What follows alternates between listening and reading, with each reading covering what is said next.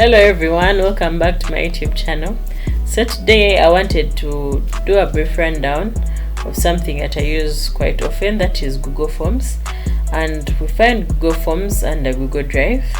In my previous video I talked about Google Drive, so if you don't know how to use Google Drive, please go back and watch it and get more clarification. So to get to Google Forms, you go to New and then Google Forms. So Google Forms, we usually use them for quite a number of things, like us in public health field, we use them for research, we use them for basically surveys, and you can use these for tests and different things. So I'll show you how I use them, particularly let's say for research and making a survey.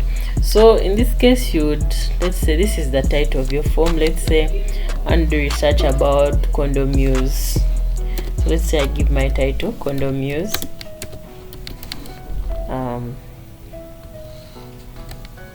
Condom use, and then description. You'd give further information about the survey before someone can answer it, so they'll know what exactly it's about.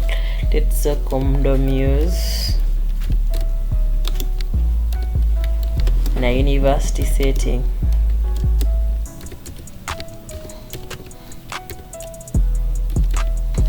University setting. So this is basically the title, and you can always make it bold, and you can always like underline it, italics, all those basic things. So here on the sidebar have what we call we have something that can help you add questions. This round icon here is for adding a question. Let's say right here our first question, it can be, let's say, what's your name?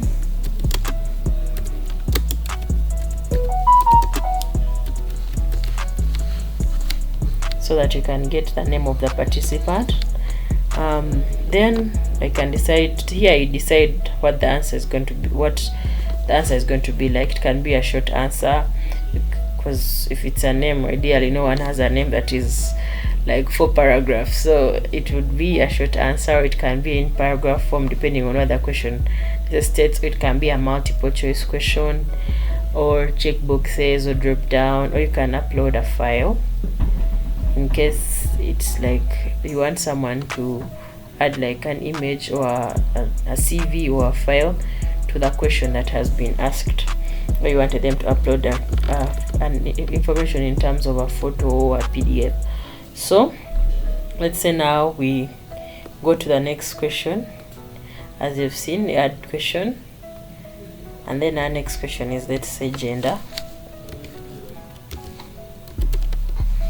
So this is where now you see now how the different options will come in. So the previous one was short answer, now this one would be, let's say, multiple choice. So you can get option 1 to be, let's say, female,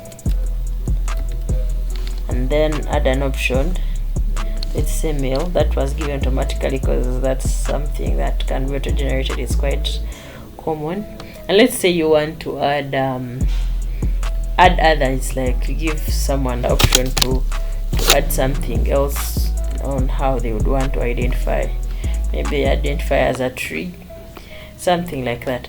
So in this case, there is right here where I see required simply means that the person or the participant cannot submit in the form before filling in this particular field. So let's say I put this into required. That means whoever fills in this form, if they don't specify or write something about the gender, they don't answer this question, don't be allowed to submit a file. So basically it's like forcing a participant to answer particular questions.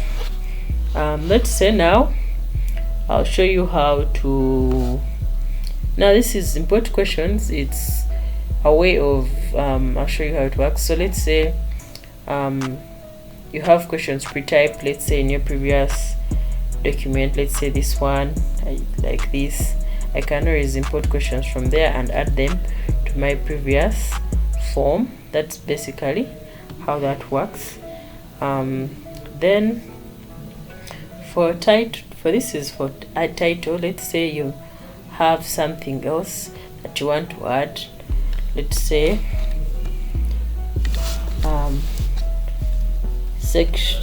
STDs, let's say sexual STDs.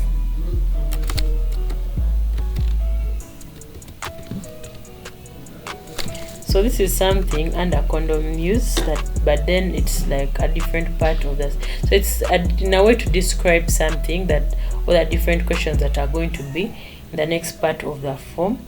Now, like case in point, I put STD so that we can, the next question, the person filling in the next sessions or that will be about STDs. So I think I'll undo that.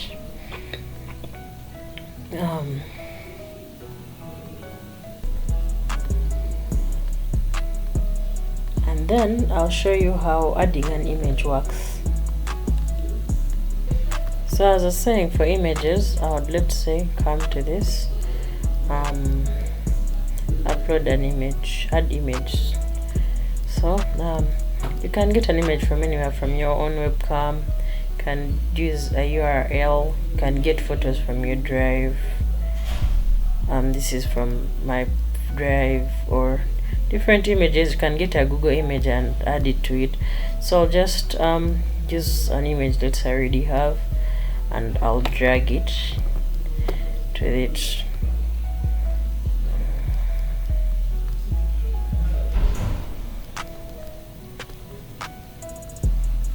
So as you can see, and my image has been added.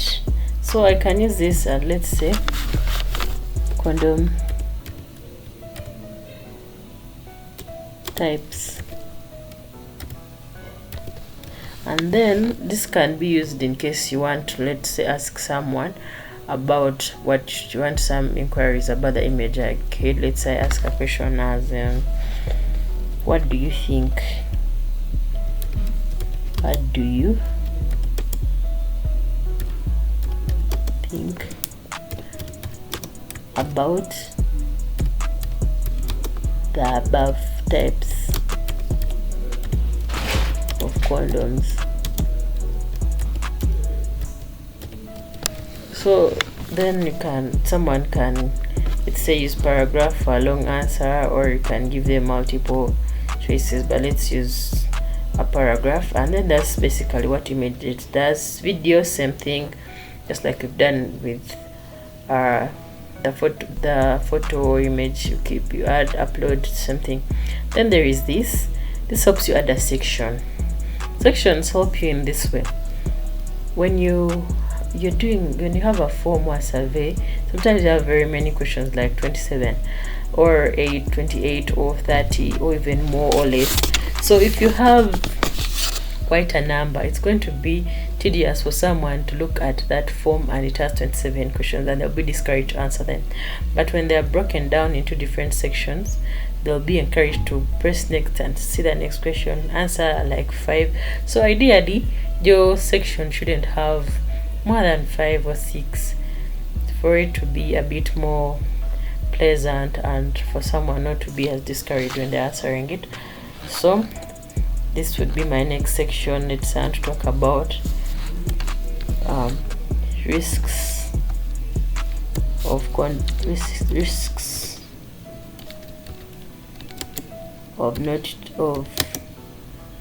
condoms not being used. Maybe that's what this next section is going to be about. You can describe about it more, just like you already learned. Then you add it, say another question, and be like pregnancy.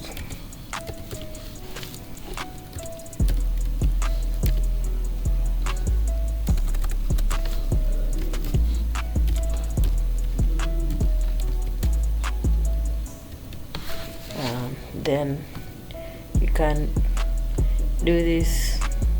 So you can always, so pregnancy, you can option 1 can be, let's say, yes, and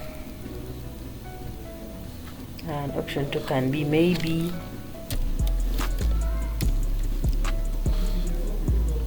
and option 3 can be, let's say, no. So basically that shows what mainly it's concerned about.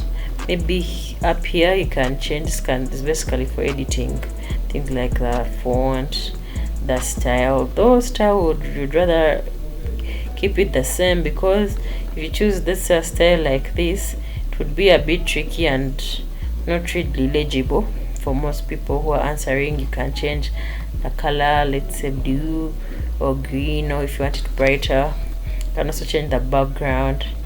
So basically that's how that works. Then maybe in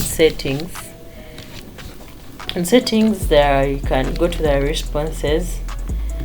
Make a quiz is used for, let's say, if you use new forms to work as a test. It can help you in grading, adding values and things like that.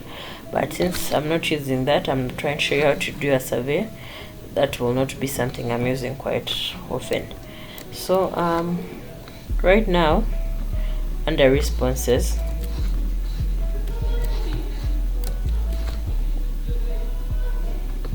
you see there is a collect email addresses. This means for everyone that responds, you can decide to collect their, can say, verified responder input depending on that. So which means every person who will answer your or participate in your survey will have to give their email as a must, which so should mean everyone has to sign in or don't collect. So basically that's what it is. So basically you tweak in a few things right there. If you, let's say, want your survey for each person to answer only once, you, let's say, limit it to one response. So meaning the people wouldn't be able to answer more than once, or to submit in the survey more than once. So basically those are a few settings that are right there. Then you can preview your survey before you send it.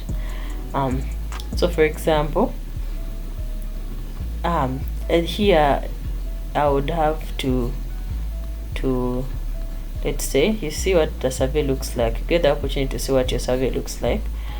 And then because I put a section break, you see now there is next. So that pushes me to my previous question, gender, because I made sure that you can't proceed or move forward without answering this question, because this question was made a required field. So let's say I choose female, and then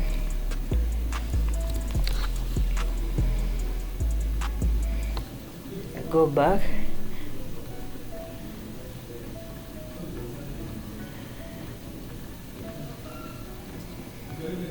So basically this is what my form looks like, though you shouldn't this is the last part, which is the second section.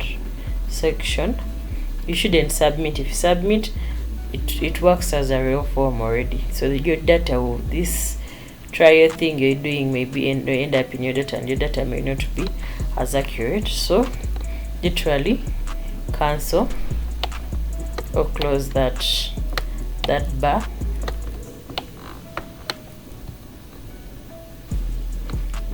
So you close that bar, that tab, and then you go back. Sending, this is basically how you do it. Sending, you can send via email. Let's say you have emails that you already have, but this is the commonest way we usually do it. You make a URL, or you can even shorten it, as you can see, and then you copy the link and then share it to different things. You can share it to WhatsApp group, TikTok, social media, everywhere, so that people can participate in your survey. Basically that is it. Here, this is for if you want to put it on like a website or something of the sort. So in simple terms, that's how we use our Google Forms. I hope you learned something. Thank you for joining me today. Bye.